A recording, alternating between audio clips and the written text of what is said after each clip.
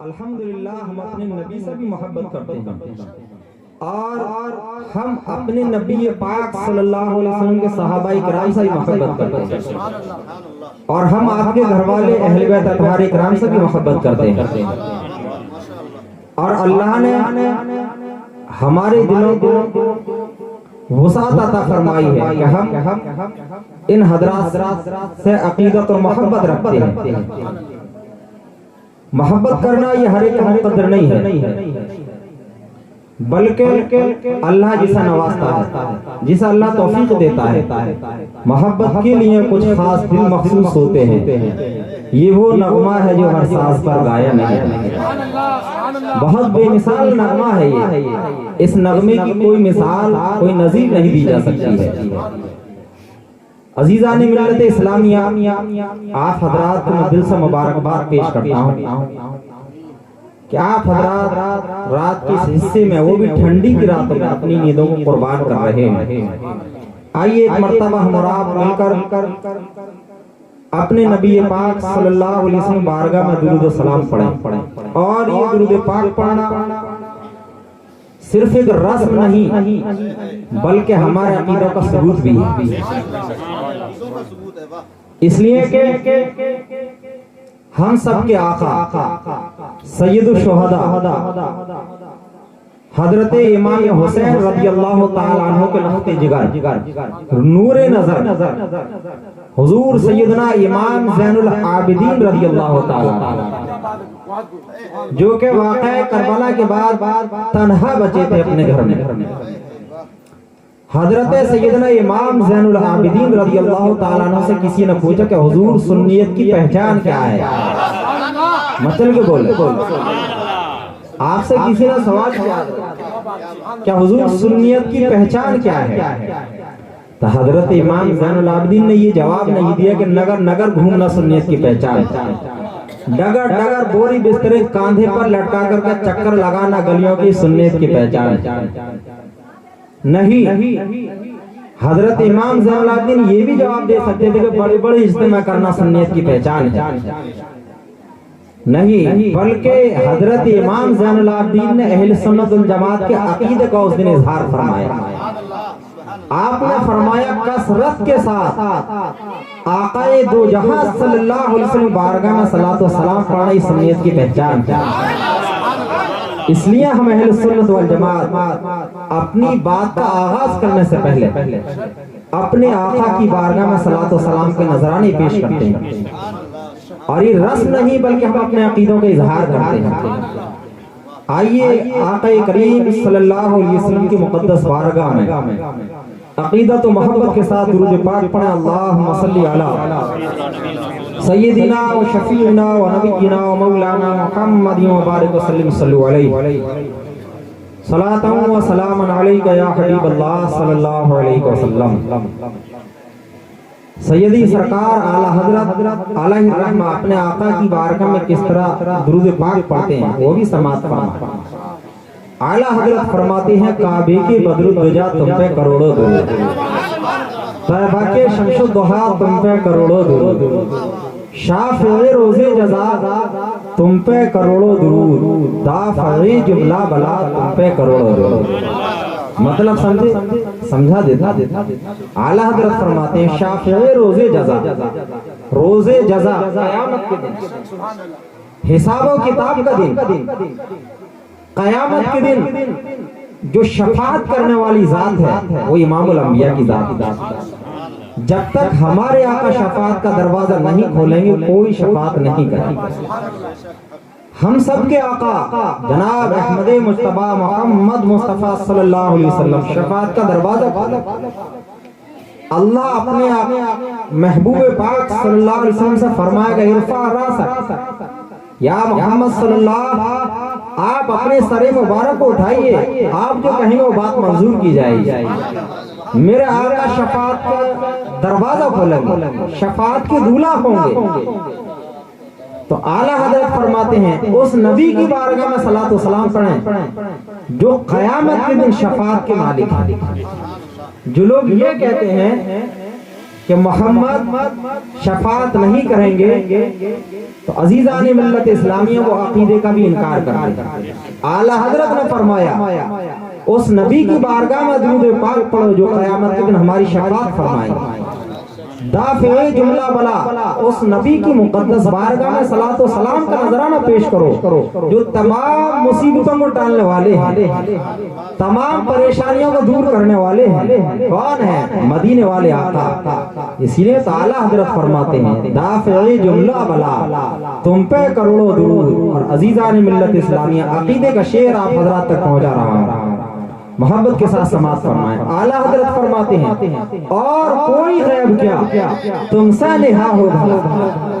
اعلیٰ حضرت فرماتے ہیں یا رسول اللہ کون سا ایسا غیب ہے جو آپ سے پوشیدہ رہ سکتا ہے؟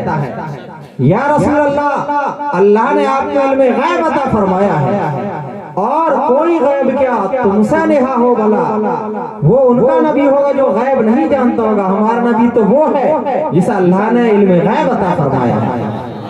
اور کوئی غیب کیا تم سے نہا ہو بلا جب نہ خدا ہی چھپا تم پہ کروڑوں درود، جب نہ خدا ہی چھپا تم پہ کروڑوں درود۔ اور یا رسول اللہ آنکھ عطا کیجئے اس میں ضیا دیجئے، یا رسول اللہ آنکھ عطا کیجئے اس میں ضیا دیجئے، جلوہ قریب آ گیا تم پہ کروڑوں درود، جلوہ قریب آ گیا تم پہ کروڑوں درود۔ اور حضرات محترم اعلیٰ حضرت فرماتے ہیں ہم نے خطا میں نہ کی تم نے عطا میں نہ کی۔ عزیزان ملت اسلامی ہم ہر روز نہ جانے کتنی خطائیں کرتے ہیں، کتنے گناہ کرتے ہیں، کوئی تعداد ہی نہیں ہے، لیکن عزیزان ملت اسلامیہ ایسا نہیں ہے کہ ہمارے آقا نے اپنے کرم سے نہ نوازا ہو۔ ہم خطا پہ خطا کر رہے ہیں لیکن مدینے والے آقا عطا پہ عطا کر رہے ہیں۔ ہم جو مانگتے ہیں مدینے والے آقا عطا فرما دیتے ہیں۔ تو حضرات محترم آقا ہوتا ایسا ہو کہ اگر غلام خطا بھی کریں آقا درگزر کر دے اور اس کے بعد عطا پہ عطا بھی کر دے۔ ایسا اگر کوئی آقا ہے تو صرف مدینے والا آقا ہے، مدینے والے آقا کے علاوہ کوئی آقا ایسا ہے ہی نہیں، نہ ہوگا نہ ہوا ہے، بے مثال آقا ہے۔ یہ تو ہم سنیوں کا مقدر ہے، ہم سنیوں کا مقدر ہے، اللہ نے ہمیں بے مثال نبی عطا فرمایا، وہ نبی جس کی امت میں پیدا ہونے کے لیے انبیاء کرام نے تمنا کی، آرزو کی ہے کہ کاش امت محمدیہ میں پیدا ہونے کا موقع مل جائے۔ عزیزان ملت اسلامیہ اعلیٰ حضرت اسی لیے تو فرماتے ہیں ہم نے خطا میں نہ کی تم نے عطا میں نہ کی، کوئی کمی سربراہ تم پہ کروڑوں درود، کوئی کمی سربراہ تم پہ کروڑوں درود۔ اور آپ مکتے میں فرماتے ہیں کام وہ لے لیجئے تم کو جو راضی کرے، ٹھیک ہو نام رضا تم پہ کروڑوں درود۔ ایک مرتبہ اور عقیدت و محبت کے ساتھ درود پاک پڑھیں۔ اللہم صلی علی سیدنا و شفیعنا و نبینا و مولانا محمد و بارک وسلم صلی علیہ صلاۃ و سلام علیک یا حبیب اللہ صلی اللہ علیہ وسلم۔ حضرات محترم ہم سب مسلمان ہیں، اسلام کے ماننے والے ہیں۔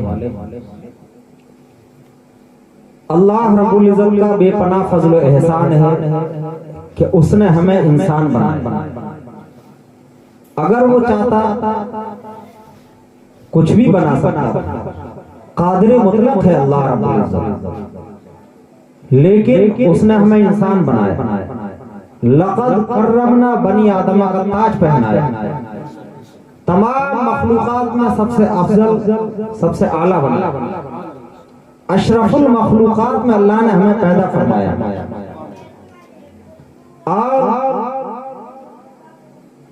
کرم بالائے کرم یہ ہے کہ اللہ نے ہم سب کو مسلمان بنایا۔ دنیا میں بہت سارے مذہبوں کے ماننے والے لوگ ہیں، کوئی کسی مذہب کو مانتا ہے، کوئی کسی مذہب کو مانتا ہے، لیکن عزیزان ملت اسلامیہ قربان جائیے مذہب اسلام پر، جس کے بارے میں میرا رب ارشاد فرماتا ہے ان الدین عند اللہ الاسلام، بے شک اللہ کے نزدیک دین صرف اسلام ہے۔ عزیزان ملت اسلامیہ، اس اسلام کے ماننے والوں میں اللہ نے ہمیں پیدا فرمایا، اور کرم کی انتہا یہ ہے کہ اللہ نے ہمیں اپنے محبوب کی امت میں پیدا فرمایا۔ میرے عزیزوں، اگر اللہ چاہتا تو کسی بھی نبی کو امت میں پیدا فرما سکتا تھا، لیکن یہ اللہ رب العزت کا بے پناہ فضل و احسان ہے کہ اس نے ہمیں اپنے پیارے محبوب کی امت میں پیدا فرمایا۔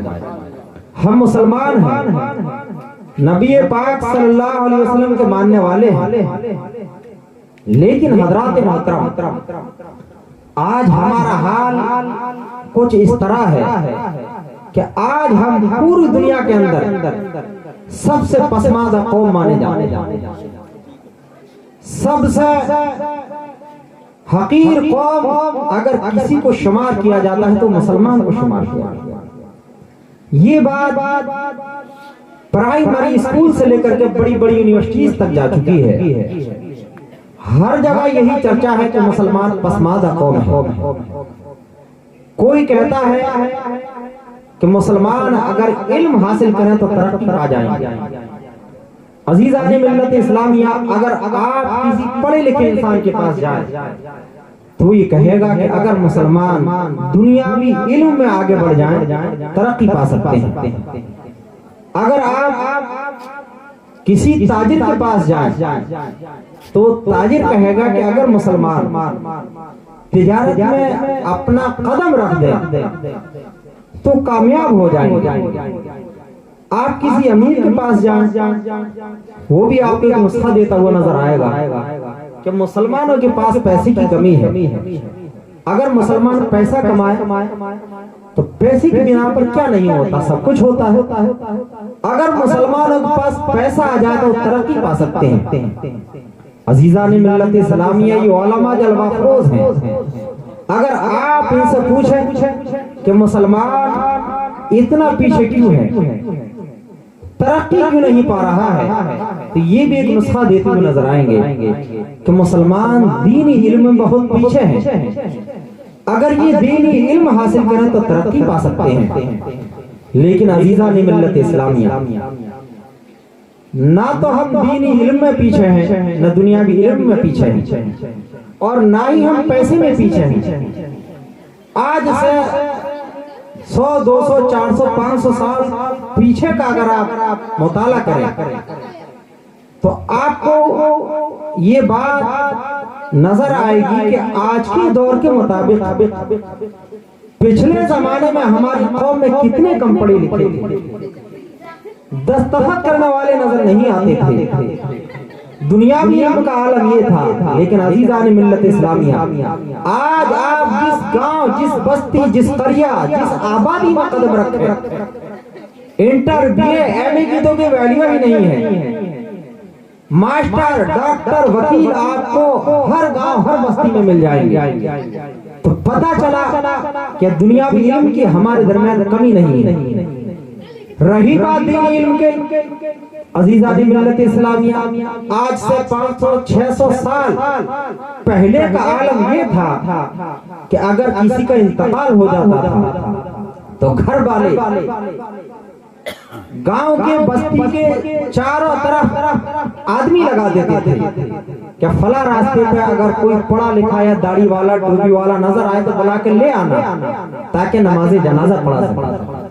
وقت پر نماز جنازہ پڑھانے والے نہیں ملتے تھے، لیکن عزیزان ملت اسلامی، آج تو اللہ کا کرم ہے، اگر رات کے 1 بجے بھی نکاح پڑھانے کی ضرورت پڑتی ہے تو ماشاءاللہ نکاح پڑھانے والے مل جاتے ہیں۔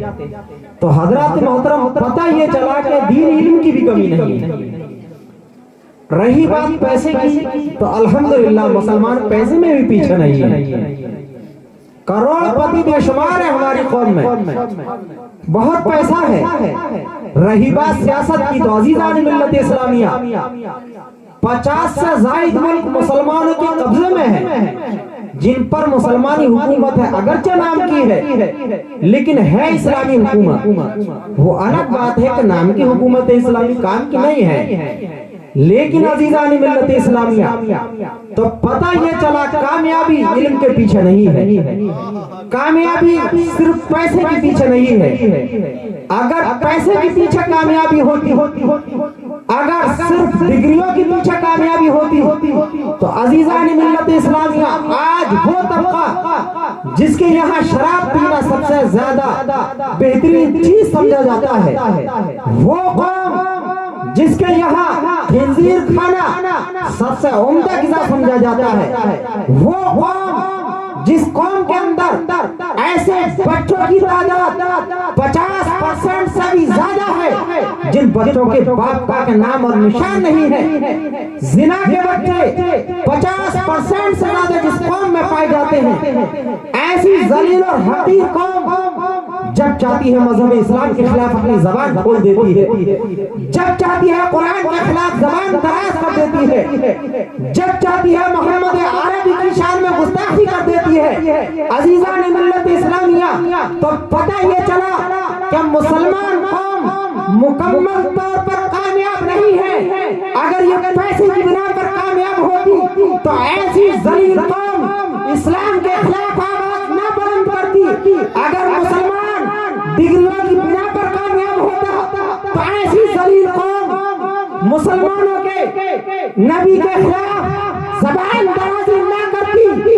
عزیزان ملت اسلامیہ پتہ یہ چلا کامیابی نہ دنیاوی علم کے پیچھے ہے، کامیابی نہ پیسے کے پیچھے ہے، کامیابی نہ تجارت کے پیچھے ہے۔ قرآن کہتا ہے تم کامیابی تلاش کر رہے ہو، پیسے کی بنا پر کامیابی نہیں ہے، تم کامیابی تلاش کر رہے ہو، مال و دولت کی بنا پر کامیابی نہیں ہے۔ ارے اگر کامیاب ہونا چاہتے ہو تو آؤ قرآن پاک کا مطالعہ کرو۔ قرآن پاک تمہیں دعوت فکر دیتا ہے وَلَا تَهِنُوا وَلَا تَحْزَنُوا وَأَنْتُمُ الْأَعْلَوْنَ إِن كُنتُم مُّؤْمِنِينَ۔ اگر تم کامیاب ہونا چاہتے ہو تو ایمان والے بن جاؤ، کامیابی تمہارے قدم کی ہوئی۔ سبحان اللہ سبحان اللہ، واہ، نعرہ تکبیر، نعرہ رسالت، نعرہ رسالت، حضرت علامہ مفتی عبدالجبار صاحب قبلہ امجدی، نعرہ تکبیر، نعرہ رسالت۔ یار سبحان اللہ سبحان اللہ، ایک جگہ لگا کے چھوڑ دو، کچھ کرو۔ عزیزان ملت اسلامیہ قرآن پاک نے تو 1450 برس پہلے فرما دیا، ہمیں بتا دیا تھا اگر کامیابی چاہتے ہو، بلندیاں چاہتے ہو، عزتیں چاہتے ہو، رفعتیں چاہتے ہو تو ایمان والے بن جاؤ، سب کچھ مل جائے گا۔ پھر تمہاری شان یہ ہوگی کہ محمد سے وفا تو نے تو ہم تیرے ہیں، یہ جہاں چیز ہے کیا لوح قلم تیرے۔ عزیزان ملت اسلامیہ میں آپ سے پوچھنا چاہتا ہوں کہ حضرت فاروق اعظم رضی اللہ تعالیٰ عنہ کے پاس کتنے ہتھیار تھے؟ میرے عزیزو کتنا پیسہ تھا؟ کتنی سادہ زندگی حضرت فاروق اعظم گزارتے تھے کہ ننگے پیر گشت کرتے تھے۔ پیسے کا انبار نہیں تھا، دنیاوی طاقت کا انبار نہیں تھا، لیکن ہاں دینی اور ایمانی طاقت کا ایسا انبار تھا، ایسا ذخیرہ موجود تھا کہ بڑے سے بڑا کافر بھی حضرت فاروق اعظم کا نام سن کر دہل جاتا۔ تو عزیزان ملت اسلامیہ کفار اپنی زبان سے کہتے تھے کہ اگر عمر 6 مہینے اور زندہ رہ جاتا تو دنیا سے کفر کا خاتمہ کر دیتا۔ عزیزان ملت اسلامیہ طاقت کہاں سے ملی فاروق اعظم کو؟ یہ پاور حضرت فاروق اعظم رضی اللہ تعالیٰ عنہ کہاں سے ملی؟ یہ محمد عربی کے در سے ملی۔ اگر ہم اپنا رشتہ آقا دو جہاں صلی اللہ علیہ وسلم سے مضبوطی کے ساتھ جوڑ لیں تو قسم خدا کی یہ اسرائیل، یہ امریکہ کچھ نہیں ہے، سب کا سب ہمارے قدموں میں گرتا ہوا نظر آئے گا کہ محمد سے وفا تو نے تو ہم تیرے ہیں، یہ جہاں چیز ہے کیا لوح قلم۔ تو میرے عزیزو آج ضرورت ہے کہ ہم مکمل طور پر اسلام میں داخل ہو جائیں۔ قرآن یہی تو ہمیں دعوت دیتا ہے، قرآن کہتا ہے یا ایھا الذین آمنوا ادخلوا فی السلم کافۃ، اے ایمان والو मुकम्मल तौर पर तुम ईमान में दाखिल हो जाओ। जब तुम मुकम्मल तौर पर ईमान में दाखिल हो जाओगे तो तमाम चीजें तुम्हारे लिए अल्लाह रब्बुल इज्जत आसान फरमा देगा। आज जरूरत है इस बात कि हम आक़ाए करीम सल्लल्लाहु अलैहि वसल्लम की शरीयत पर मुकम्मल तौर पर सख्ती के साथ कायम हो जाए, मुकम्मल तौर पर शरीयत मोहम्मदिया के मानने वाले और अमल पैरा हो। आज जरूरत है इस बात की कि हम नबी करीम सल्लल्लाहु अलैहि वसल्लम की सीरत पर अमल करने वाले बन जाएं। मेरे अजीजों, अगर हम नबी पाक सल्लल्लाहु अलैहि वसल्लम की सीरत पर अमल करने लगे तो हमें तलवार उठाने की जरूरत नहीं है, हमें तीर उठाने की जरूरत नहीं है, हमें बर्छी और ढालों को उठाने की जरूरत नहीं है, बल्कि कुफ्र का सीना खुद व खुद चिर जाएगा। हज़रात मोहतरम, मेरे आका की सीरत क्या है? आज हम कोसों दूर हैं नबी पाक सल्लल्लाहु अलैहि वसल्लम की सीरत से। आज हमने दुनिया को अपने ऊपर गालिब कर लिया है। हम हर मामले में दुनिया को तरजीह देते हैं, चाहे वो दीनी मामला हो, चाहे दुनियावी मामला हो, चाहे शादी और ब्याह का मामला हो, हर मामले में हम पर दुनिया गालिब होती है। लेकिन मेरे अजीजों, कभी तो हमें अपने ऊपर दीन गालिब करके देखें, फिर देखा हमारी शान क्या होगी। हम जब शरीयत मुतहरा पर अमल करने लगेंगे, हम नबी पाक सल्लल्लाहु अलैहि वसल्लम की सीरत को मानने लगेंगे, उस पर अमल करने लगेंगे, तो कसम खुदा की हमारी शान अलग होगी। हम दुनिया में भी कामयाब होते हुए नजर आएंगे, आखिरत में भी कामयाब नजर आएंगे। फिर देखने वाला ये कहेगा ये आज के दौर का मुसलमान नहीं बल्कि इमाम अल अंबिया का गुलाम जा। मेरे अजीजों, मेरे आका की सीरत क्या है? हमें पढ़ना चाहिए, हमें मुताला करना चाहिए। आइए मैं आका दो जहां सल्लल्लाहु अलैहि वसल्लम की सीरत को आपके सामने रखता हूं। मेरे अजीजों, मक्कातुल मुकर्रमा है वो मक्का जहां के नबी पाक सल्लल्लाहु अलैहि वसल्लम का बचपन गुजरा, जहां मेरे आका के शब रोज गुजरे। लेकिन जब मेरे आका ने अपनी नबूवत का ऐलान फरमाया तो मक्का वालों ने मेरे नबी का रहना दुश्वार करा। नबी पाक सल्लल्लाहु अलैहि वसल्लम पर तरह तरह से जुल्म और सितम के पहाड़ ढाए गए, आपको जुल्म और सितम का निशाना बनाया गया। लेकिन अजीज़ान मिल्लत इस्लामिया, ये मेरे आका का अखलाक था, ये मेरे आका की सीरत थी। क्या आपने जुल्म का जवाब जुल्म से नहीं दिया, आपने जुल्म का जवाब पत्थर से नहीं दिया, नहीं, बल्कि मेरे आका ने सब्र किया। इसलिए कि कुरान कहता है, कुरान दावत फिक्र देता है, या अय्युहल्लज़ीना आमनुस्तईनु बिस्सब्रि वस्सलाह, ऐ ईमान वालों, जब तुम पर बुरा वक्त आए, जब तुम पर परेशानी आए, जब तुम पर मुसीबतों के पहाड़ टूटे, जब तुम्हारी आजमाइशें हो, तो तुम अपने हाथ सबका दामन मत छोड़ना, मजबूती के साथ सबके दामन को पकड़े रहना, तुम ही कामयाब रहोगे। इस्लाम पर अमल पैरा रहना, तुम ही कामयाब और कामयाब रहोगे। मेरे अजीजों, आक़ाए दो जहां सल्लल्लाहु अलैहि वसल्लम ने मक्कातुल मुकर्रमा से हिजरत फरमाई और आप मदीना तैयबा रहने लगे। कुछ दिन के बाद वक्त गुजरा और कुछ दिन के बाद मक्कातुल मुकर्रमा फतह हो जाता है।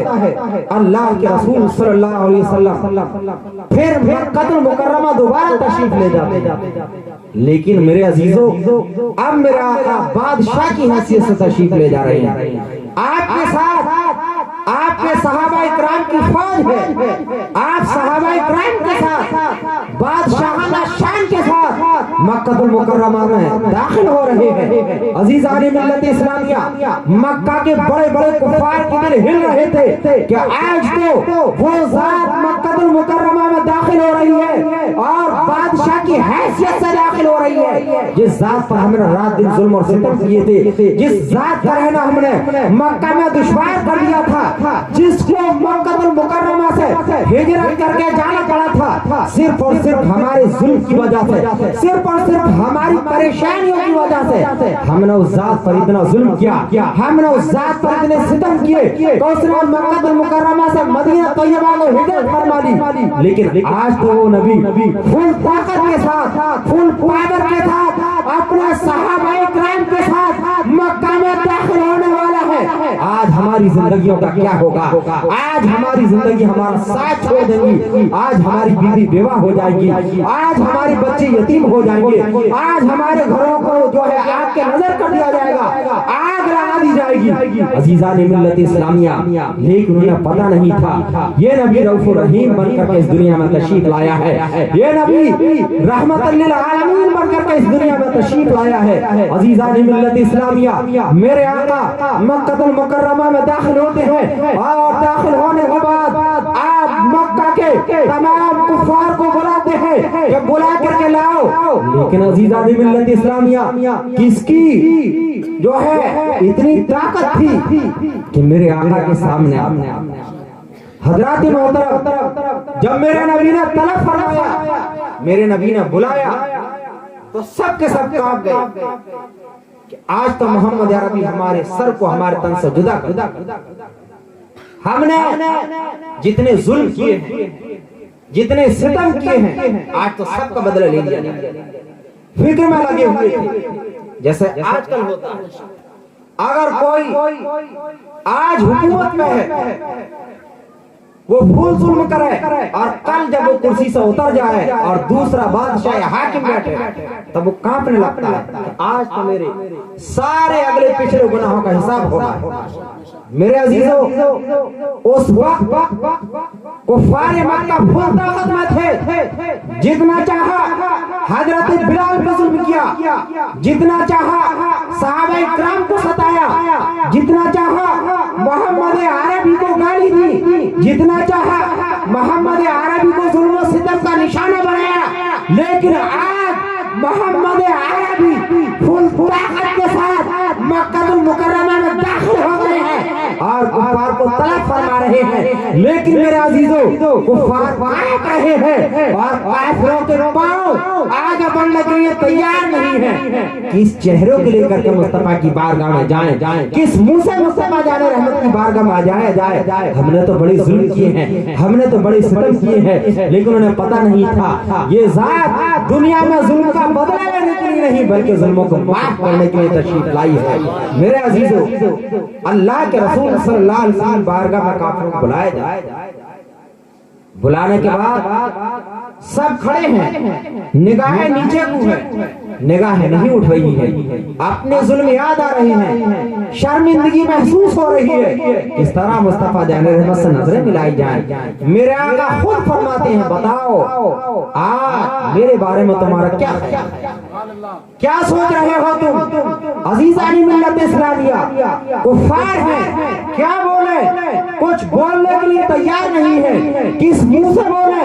بڑے ظلم کیے ہیں، بڑا ستایا ہے مصطفیٰ جان رحمت کو، بڑی تکلیف دی ہے مصطفیٰ جان رحمت کے ماننے والوں کو۔ عزیزان ملت اسلامیہ، کافی دیر کے بعد کفار کہتے ہیں یا رسول اللہ آپ تو کریم ابن کریم ہیں، آپ سے کرم ہی کی امید ہے، یا رسول اللہ اگر آج آپ نے معاف نہ کیا تو ہماری بیوی بیوہ ہو جائے گی، اے آقا اگر آج آپ نے معاف نہ کیا ہمارے بچے یتیم ہو جائیں گے، اے آقا اگر آج آپ نے معاف نہ کیا ہمارے گھروں کو آگ کی نظر کر دیا جائے گا، ہمارے گھر کھنڈرات میں تبدیل ہو جائیں گے، یا رسول اللہ آپ معاف فرما دیجئے۔ عزیزان ملت اسلامیہ، بڑے بڑے کفار ہیں اور سوچ رہے ہیں کہ آج مصطفیٰ جان رحمت اگر پیسے کے بدلے بھی ہماری جان بخش دے تو ہمارے لیے بہت ہے، لیکن حضرات محترم قربان جائیے مصطفیٰ جان رحمت پر، اگر ہم میں سے کوئی ہوتا تو حضرات محترم چن چن کے بدلہ لے لیتے، اس لیے کہ ہم تو اپنے بھائیوں تک معاف نہیں کرتے۔ ہمارا تو عالم یہ ہے ہم اپنے پڑوسی تک کو معاف نہیں کرتے ہیں۔ ہمارا تو حال یہ ہو گیا ہے کہ اگر ہمارے پڑوسی کا بچہ ہمارے گھر میں بھی داخل ہو جاتا ہے، ہمارے بچوں میں کھیلنے لگتا ہے اور اس میں لڑائی جھگڑا ہو جاتا ہے تو ہمارے درمیان گولی نکل جاتی ہے، بندوقیں نکل آتی ہیں، گولی نکل جاتی ہیں، قتل ہو جاتے ہیں، خونریزی ہو جاتی ہے۔ عزیزان ملت اسلامیہ، یہ ہمارا حال ہے، جبکہ ہم امت محمدیہ سے ہم اس امت سے ہیں جس کی تعریف قرآن پاک نے فرمائی ہے. قرآن فرماتا ہے کنتم خیر امہ اخرجت للناس، تم تو بہترین امت ہو، تم نکالی گئے ہو لوگوں کے لیے تاکہ تم ایک دوسرے کو بھلائی کا حکم دو، برائی سے روکو. لیکن میرے عزیزو آج ہمارا حال بڑا برا ہے. اللہ ہمارے حال پر رحم فرمائے. آج ہمارے دل میں ذرہ برابر بھی اپنے بھائی کے لیے جگہ نہیں ہے. آج ہمارے دل میں ذرہ برابر اپنے پڑوسی کے لیے جگہ نہیں ہے. آج ہمارے دلوں میں ذرہ برابر اپنے رشتہ دار کے لیے جگہ نہیں ہے. کیا ہو گیا ہے ہمیں؟ میرے آقا ارشاد فرماتے ہیں جس کے اچھے اخلاق نہیں ہے، جو برے اخلاق کا مالک ہے، وہ کل قیامت کے دن اس کا عالم یہ ہوگا کہ وہ جنت کی بو تک نہیں پائے گا. اللہ اکبر کبیرہ. لیکن ہمیں کیا ہو گیا ہے؟ پھر بھی ہم برے اخلاق پر عمل پیرا ہے، برے اخلاق کو اپنا ذخیرہ بنائے ہوئے ہیں. میرے عزیزو آج ضرورت ہے ہمیں مصطفیٰ جان رحمت کے اخلاق کو اپنانے کی. آج ضرورت ہے ہمیں مصطفیٰ جان رحمت کی سیرت کو اپنانے کی. اس لیے کہ اگر ہم مصطفیٰ جان رحمت کی سیرت کو اپنائیں گے تو ہم اپنے پڑوسی کے لیے اچھے بن جائیں گے. اگر ہم مصطفیٰ جان رحمت کے اخلاق کو اپنائیں گے تو ہم اپنے رشتہ دار کے لیے اچھا بن جائیں گے. اگر ہم مصطفیٰ جان رحمت کے اخلاق کو اپنائیں گے تو ہم اپنے گھر والوں کے لیے اچھے بن جائیں گے. میرے عزیزو ہم صحیح معنی میں مسلمان بن جائیں گے. پھر ہماری زبانوں پر گالی نہیں آئے گی، پھر ہماری زبانوں پر بکواس نہیں آئے گی، پھر ہماری زبانوں پر ظلم سے بھرے جملے نہیں آئیں گے، بلکہ ہماری یہ زبانیں جو آج نفرت بکھیرتی ہے محبت کے پھول بکھیرتی ہوئی نظر آئیں گی. میرے عزیزو تو ضرورت ہے مصطفیٰ جان رحمت کے اخلاق کو اپنانے کی، ضرورت ہے مصطفیٰ جان رحمت کی سیرت کو اپنانے کی. میرے عزیزو پھر ہم دنیا میں کامیاب و کامران ہوتے ہوئے نظر آئیں گے. پھر ہمارے معاشرے میں اتفاق کی ایک نظر دوڑ جائے گی، اتفاق کا ایک جو ہے اتفاق کی بہار آ جائے گی، اتفاق کے پھول کھل جائیں گے. میرے عزیزو تو ہمیں چاہیے کہ ہم مصطفیٰ جان رحمت کے کردار کو اپنائیں، آپ کے اخلاق کو اپنائیں، آپ کی سیرت کو اپنائیں. سنیے میرے آقا کی سیرت کیا ہے. کفار عرض کرتے ہیں یا رسول اللہ معاف فرما دیجئے، آقا بہت شرمندہ ہے، آقا بہت ظلم کیے ہیں، آقا بہت ستایا ہے. چاہے آپ پیسہ لے لیجئے، چاہے آپ مال لے لیجئے، آپ گھر لے لیجئے، آپ زمین اور جائیداد لے لیجئے، لیکن اے آقا آپ معاف کر دیجئے. اگر آپ نے معاف نہیں کیا یہ بچے در بدر کی ٹھوکریں کھائیں گے، یہ بچے باپ کے سائے سے محروم ہو جائیں گے، یہ بچے ماں کی سائے سے محروم ہو جائیں گے، یہ بچے بھائی کی محبت سے محروم ہو جائیں گے. عزیزان ملت اسلامیہ میرے آقا ان ظالموں سے، ان کافروں سے فرماتے ہیں ارے تم سوچ رہے ہو گے مصطفیٰ آج ظلم کا بدلہ ظلم سے لے گا. ارے بدلہ لینا تو بڑی بات ہے، میں تمہیں اپنے الفاظ کے ذریعہ ذلیل و رسوا بھی نہیں کرنا چاہتا. جاؤ مصطفیٰ جان رحمت کی طرف سے تم سب کے لیے آزادی کا عام اعلان ہے، تم سب کے سب آزاد ہو. مصطفیٰ جان رحمت نے بغیر فدیے کے، بغیر پیسے کے تم سب کو معاف کر دیا ہے، تم سب کے سب آزاد. سبحان اللہ سبحان اللہ واہ واہ سبحان اللہ. نعرہ تکبیر، نعرہ رسالت، نعرہ رسالت، اخلاق مصطفیٰ، کردار مصطفیٰ صلی اللہ علیہ وسلم. سبحان اللہ سبحان اللہ. عزیزان ملت اسلامیہ دیکھیے مصطفیٰ جان رحمت نے عام معافی فرمائی ان لوگوں کی جو کہ مصطفیٰ جان رحمت کے خون کے پیاسے تھے، جنہوں نے کہ آقا کریم صلی اللہ علیہ وسلم کو شہید کرنے کا کتنی مرتبہ منصوبہ بنایا، کتنی مرتبہ شہید کرنے کا منصوبہ بنایا. آپ کے چاہنے والوں پر پتھر برسائے. میرے عزیزوں میرا آقا کا کردار دیکھ کہ پھر بھی مصطفیٰ جان رحمت محبت کے پھول ان پر برسائے، رحمت کی بارش برسائی اور فرمایا جاؤ تم سب کے سب آزاد ہو، تم پر کوئی ظلم و ستم نہیں کیا جائے گا. ظلم کرنا تو دور کی بات ہے، تمہیں اپنے الفاظ کے ذریعے ذلیل بھی نہیں کیا جائے گا. میرے عزیزوں کاش ہمارا بھی اخلاق ہو جائے، ہمارا بھی یہ کردار ہو جائے، ہمارا بھی یہ طریقہ ہو جائے کہ ہم اپنے عزیزوں کو معاف کرنے لگیں. آج تو ہمارا عالم یہ ہے ہم اپنے رشتہ داروں کو معاف نہیں کرتے، ذرا سی بات پر ہم رشتہ داری ختم کر دیتے، چھوٹی چھوٹی باتوں پر رشتہ داروں سے ناراض ہو جاتے. اور انہیں اتنا شرمندہ کرتے ہیں. ہم پنچایت لگاتے ہیں, ہم میٹنگیں بٹھاتے ہیں اور ان پنچایتوں میں اپنے رشتہ دار سے ہاتھ جوڑواتے ہیں, بھرے مجمع میں معافی منگواتے ہیں, اپنے قدموں کو چوماتے ہیں. میرے عزیزو, کیا یہی اخلاق ہے ہمارا؟ کیا یہی کردار ہونا چاہیے؟ کیا امت محمدیہ کا یہی طریقہ ہونا چاہیے کہ چھوٹی چھوٹی باتوں پر اپنے رشتہ داروں کو ذلیل کیا جائے, چھوٹی چھوٹی باتوں پر اپنے گھر والوں کو ذلیل کیا جائے, چھوٹی چھوٹی غلطی پر اپنے محبت کرنے والوں کو, اپنے قرابت داروں کو رسوا کیا جائے؟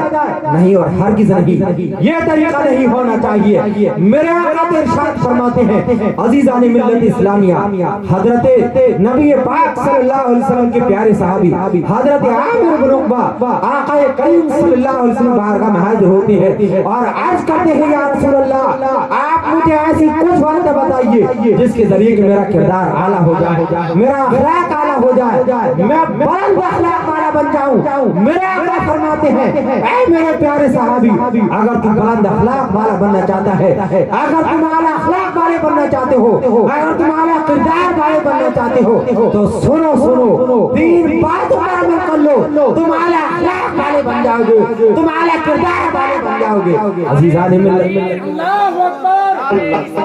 نعرہ تکبیر, نعرہ رسالت, نعرہ رسالت, اخلاق کردار مصطفیٰ, اخلاق و کردار مصطفیٰ, سیرت محمد مصطفیٰ. سبحان اللہ, سبحان اللہ. آقا کریم صلی اللہ علیہ وسلم فرماتے ہیں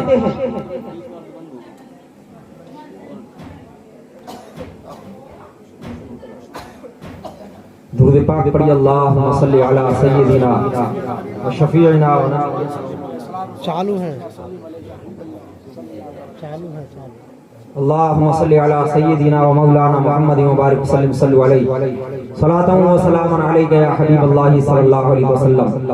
عزیزان ملت اسلامیہ, میرے آقا فرماتے ہیں اے میرے پیارے صحابی, اگر تم ان تین باتوں پر عمل کر لو گے تمہارا اخلاق بلند اخلاق ہو جائے گا, تم بلند اخلاق والے بن جاؤ گے, بلند کردار والے بن جاؤ گے. عزیزان ملت اسلامیہ, میں دعوے کے ساتھ کہتا ہوں اگر ہم بھی ان تین باتوں پر عمل کر لیں تو ہم بھی اچھے اخلاق والے بن سکیں, ہم بھی اعلیٰ کردار والے بن جائیں گے. پھر لوگ ہماری مثالیں بیان کریں گے, ہماری مثالیں پیش کیا کریں گے کہ دیکھو فلاں شخص اچھے اخلاق کا مالک ہے, فلاں شخص اچھے کردار کا مالک ہے. میرا عزیزو, پھر لوگ برائی کے ساتھ نہیں بلکہ ہمیں اچھائی کے ساتھ آتے ہیں. اللہ کے رسول صلی اللہ علیہ وسلم ارشاد فرماتے ہیں وہ تین باتیں یہ ہیں کہ جو تم سے رشتہ توڑا تم اس سے رشتہ جوڑا. کیا فرمایا؟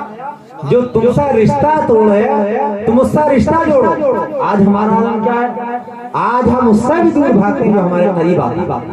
میرے عزیزو, یہ مصطفیٰ جان رحمت کے ماننے والوں کا اخلاق نہیں ہے, یہ ہمارا اخلاق نہیں ہونا چاہیے, بلکہ ہمارا اخلاق وہ ہونا چاہیے جو آمنہ کے لال نے آج سے 1400 سال پہلے ہمیں دیا تھا کہ جو رشتہ توڑے تم اس سے رشتہ جوڑو, اور جو تم پر ظلم